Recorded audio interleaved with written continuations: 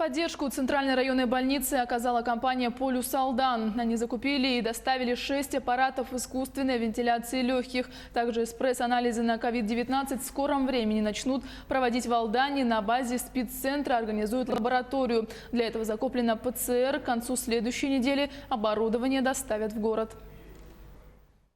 Для этого «Полюс» выделил средства и уже закупил оборудование, в частности ПЦР.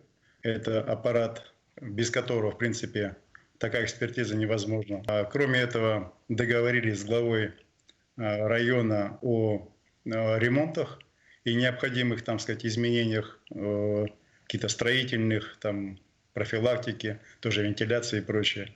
И, как я знаю, уже несколько компаний тоже подключились к этой работе. Сейчас на спеццентре работают несколько подрядных организаций, которые приводят его, так сказать, к тем стандартам, которые сегодня требует Роспотребнадзор. Вот. И мы там тоже также подключились.